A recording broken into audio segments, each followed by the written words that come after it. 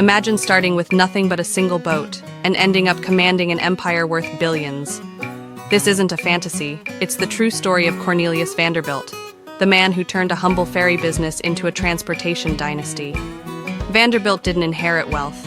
He built it with grit, genius, and a touch of ruthless ambition. Stick around, because his journey will redefine how you view success and legacy. Welcome to History of Millionaires, where we unravel the untold stories of the world's greatest wealth builders. If you're ready to dive into the life of the Commodore himself, hit that subscribe button.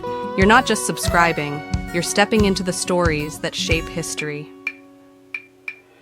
Segment 1: Humble Beginnings and Early Struggles.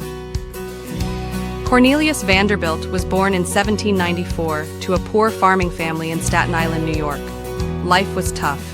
Education, minimal. Resources, scarce. But young Cornelius had a fire in him, a desire to escape poverty. At the age of 16, he borrowed $100 from his mother, promising to repay it with interest. With this money, he bought a small sailboat and started ferrying goods and passengers between Staten Island and Manhattan. He worked tirelessly, often outpacing competitors who were twice his age. His nickname? The Commodore, a title that reflected his growing dominance in the ferry business. But Vanderbilt wasn't just working harder, he was thinking smarter.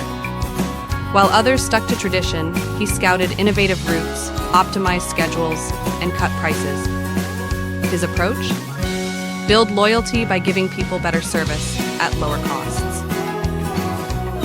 Segment 2: Entering the Steamship Era. By the 1820s, the steamship revolution was in full swing.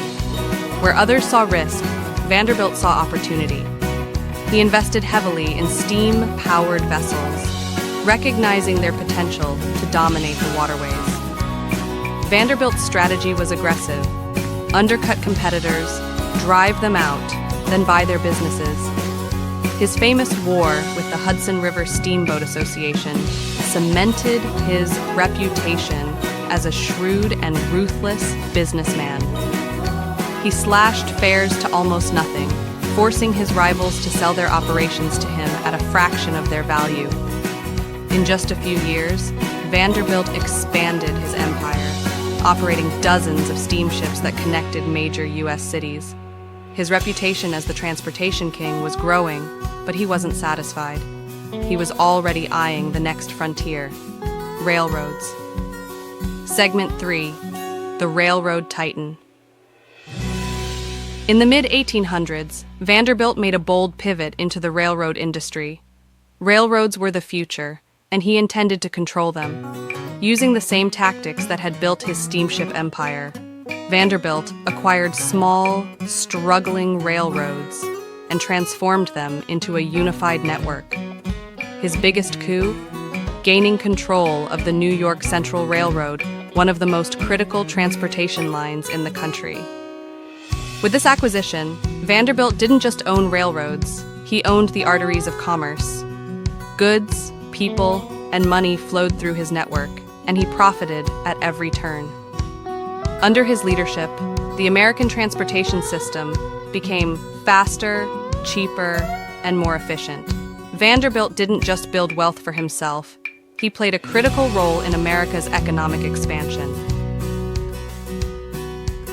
Segment 4: Legacy and Philanthropy. By the time Vanderbilt died in 1877, his fortune was estimated at over $100 million, equivalent to more than $3 billion today. But his legacy wasn't just about money. Vanderbilt was a pioneer of modern business practices: strategic pricing, vertical integration, and large-scale infrastructure development. Despite his ruthless reputation, Vanderbilt's wealth wasn't hoarded.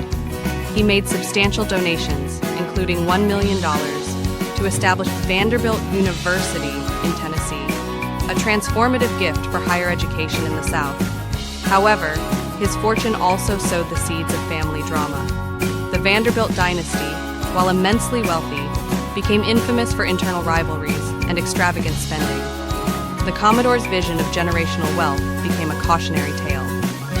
Conclusion: why Vanderbilt's story still matters. Cornelius Vanderbilt's story is more than a tale of riches. It's a masterclass in vision, risk-taking, and perseverance. He didn't just ride the waves of change, he created them. From ferries to steamships to railroads, Vanderbilt's ability to adapt and dominate reshaped America's economy. So, what's the biggest takeaway? Success isn't about where you start, it's about how far you're willing to go. If you enjoyed this story and want to uncover more incredible journeys of self-made millionaires, subscribe to History of Millionaires. Together, we'll explore the lives that shape the world, and maybe, just maybe, inspire the next Vanderbilt among us.